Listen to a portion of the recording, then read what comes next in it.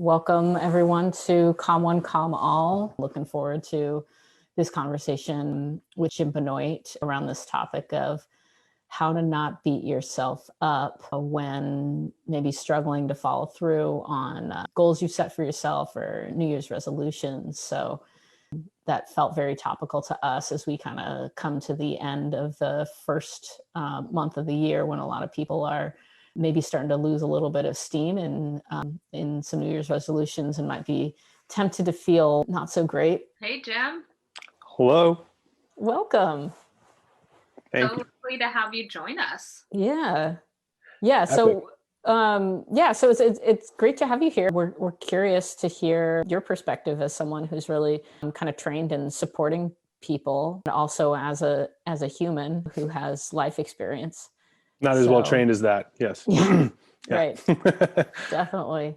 Excellent. Yeah. Well, thank you so much for inviting me. Happy to be here. And yeah, I do think it's a topic that whether we aren't ones to make resolutions or if we religiously make them every year, I think it's a topic that we can all relate to. My work is to specifically support people in their mental health development, kind of help them identify the sticking points that are maybe getting in the way of where they want to go. But I think all those categories, physical, spiritual, so on and so forth, they all come into play. So this topic of New Year's resolutions, I feel a lot of people I know set New Year's intentions, but really, all the time we're thinking of starting new projects. Some of the ways that people can kind of look at starting something with having a healthy mindset.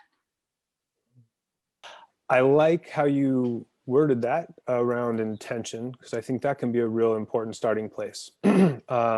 If we are intentional and we are choosing to have a focal point, then it's something I feel that we can kind of see it in different avenues in our life, different relationships, as opposed to maybe a set resolution, which might be fixed on achieving a very rigid, specific thing. Maybe it's a weight loss goal, maybe it's starting a new habit, maybe it's a work-related goal. And I think when I hear the word intention, what I hear is a way of aligning my attention with some greater aspect that I consider to be of value.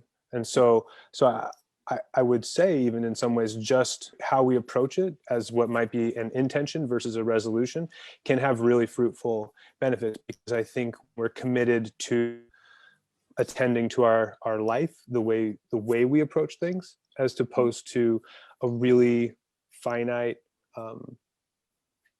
aspect that we want to change. I think it allows us a lot more stability, momentum, and flexibility. Yeah. Mm-hmm. Yeah, so kind of like if you say, I want to lose 10 pounds, and maybe you buy P90X, and then on week 1, you sprain your ankle, and you're like, well, screw it, I guess I'm not losing weight.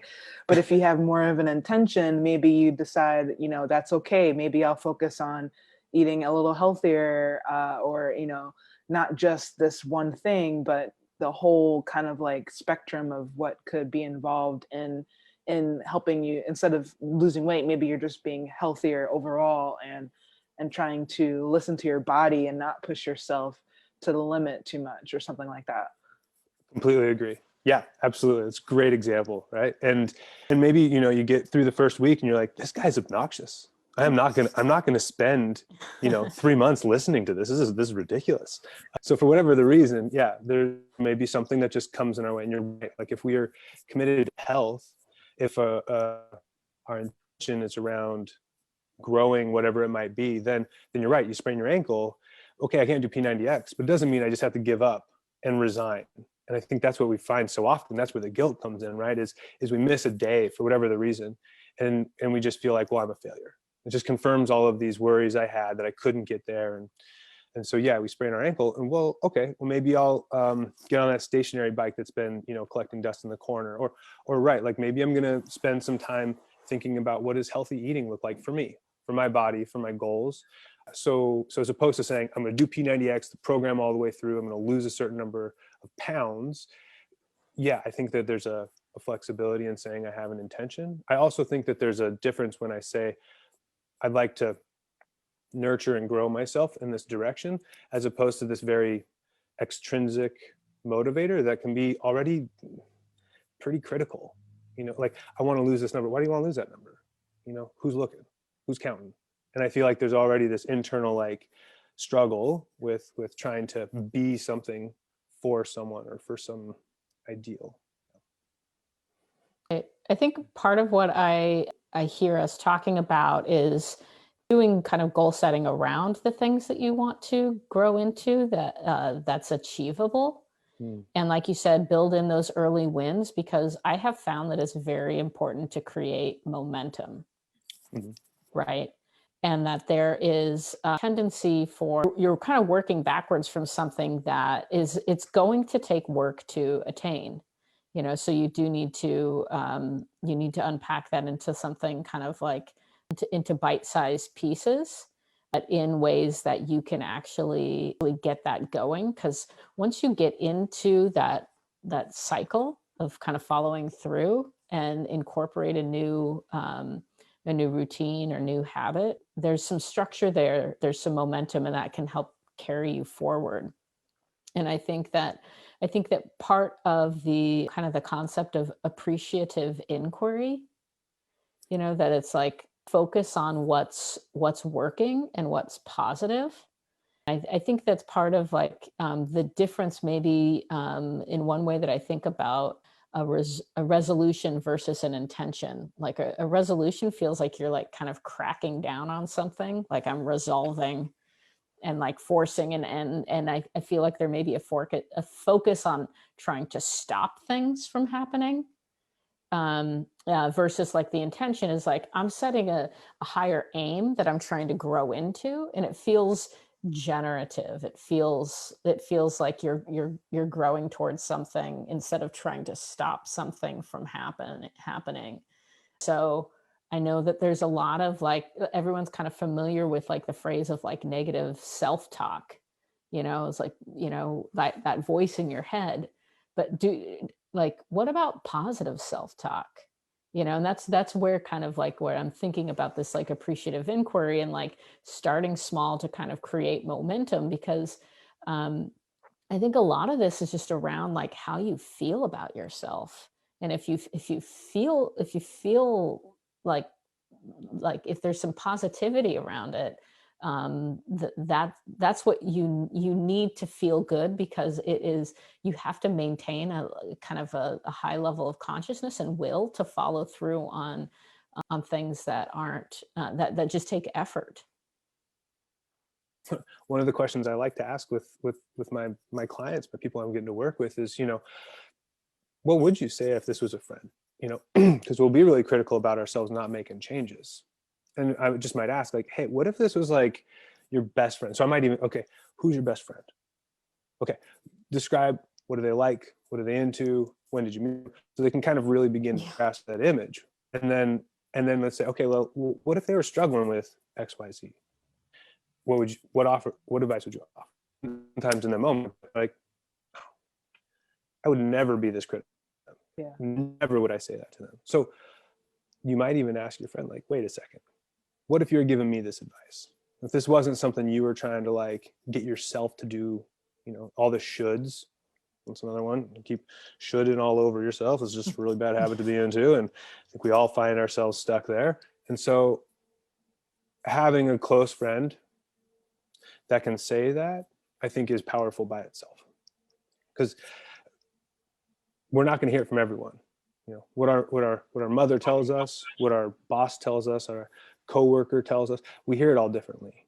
So I do think being that friend, Ashley, that can like ask the questions from that generative place, it might land differently. Yeah, another tactic I've heard is pretend like you're talking to a 5-year-old version of yourself. Yeah. And I actually, for a while, I was keeping little like 5 or 7 year old pictures of myself in different places in my apartment so that Oh, like so I could cute. like remind myself when I was feeling like negative talk to like look at the photo and actually be like, don't beat yourself up. This is, Oh, talking to my 5 or 7 year old version of myself. And it helped. I actually, those photos gone down, but it was really helpful especially during the hard times. that's amazing. Yeah. Wow.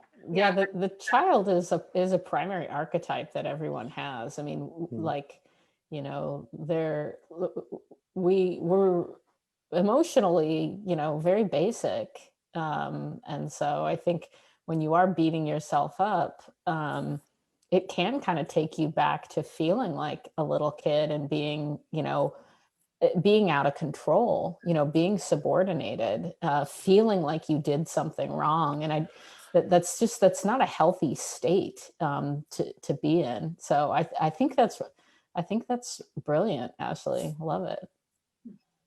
Totally on board. I'm gonna probably borrow that. So maybe straight up theft, but Nugget. that's amazing. Nugget. Pictures of your Yeah. younger self around too. Imagine like, I mean, just relating not only to yourself, but the nurturing that you would give to a small child and the innocence that you held back then. And that's something I think that's such a worthy question. Is before we started criticizing ourselves and telling ourselves we had to fit in a specific box and my life was going to look scripted in a certain way. Like back then, we dreamed.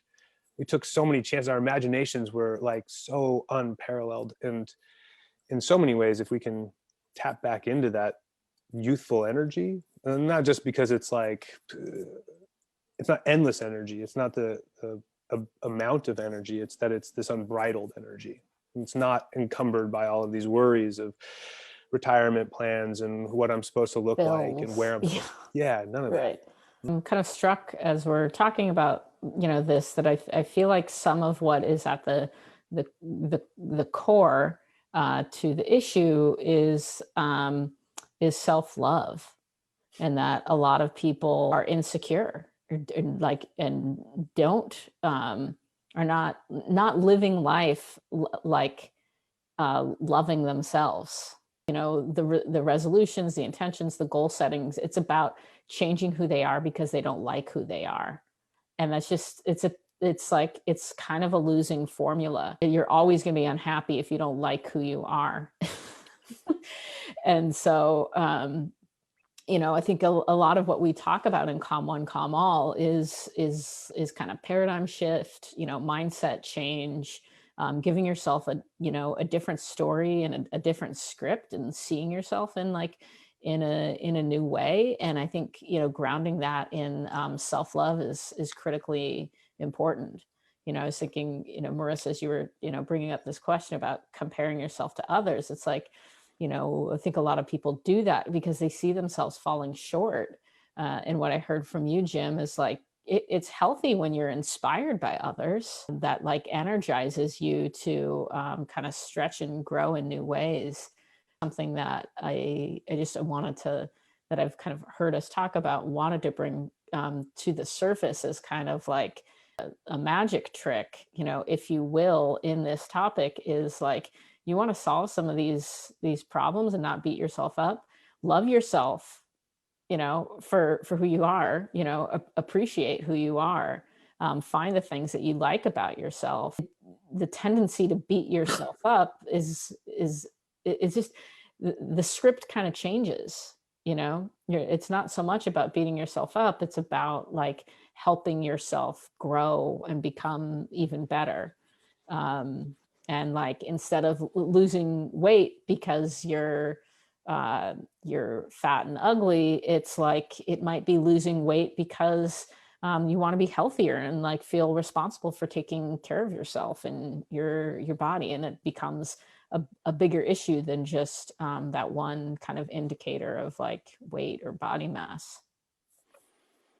Yeah, and I think another, just to kind of add to that, is like when another way to think about it is, you are who you are because of all the things you've gone through and that those could be positive and negative things.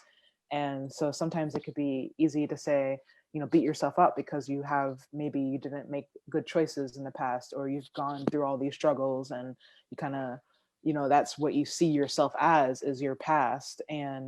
But you wouldn't be who you are today if you didn't go through all that stuff, if you didn't learn all those lessons and become who you are. So I think that's, at least in my opinion, in my personal experience, that's been something that's been helping me to love myself more, is that, like, you know, if I wouldn't have gone through all that stuff, then I probably wouldn't have the same perspective I have today. And that perspective is unique in the way that I'm unique. And so I bring that level of perspective to the table whenever I'm at work, or when I'm talking to my friends, or, you know, even when I'm listening to my friends. So that's just to add on to what you're saying. That's kind of how I think about it a little bit.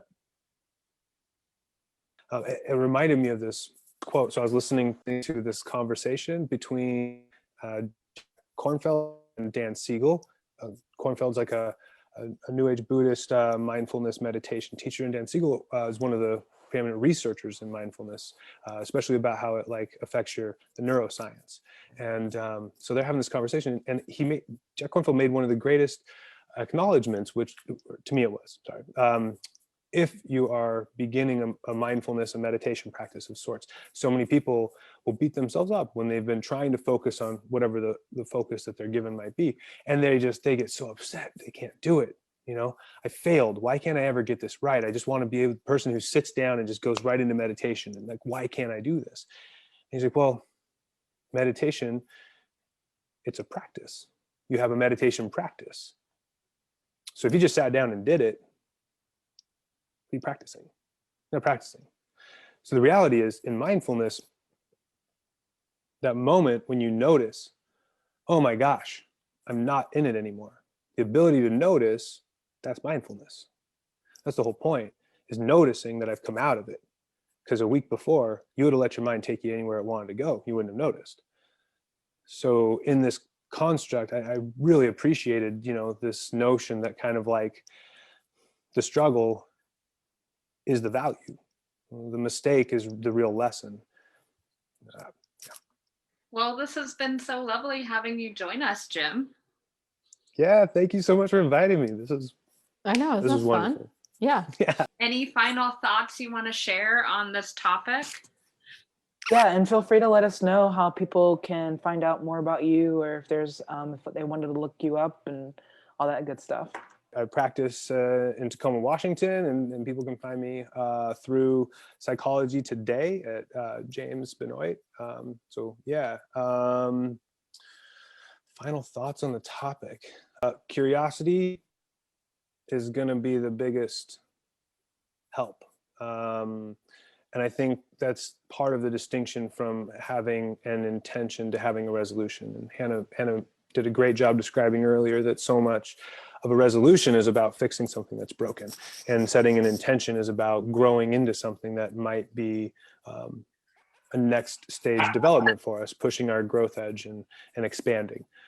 And so I think if we're curious about what am I committed to, you know, what part of me wants to grow or expand, I think it takes away some of the critic of not meeting whatever incremental goal we've set. So just to be curious, to be kind, and whatever it means to everyone, that self-love, find it. It's going to look real different for everyone, but I think that it is priceless. Subscribe. This is great. Yeah, we're a good Brady bunch. This Yeah, is good. exactly. Yeah.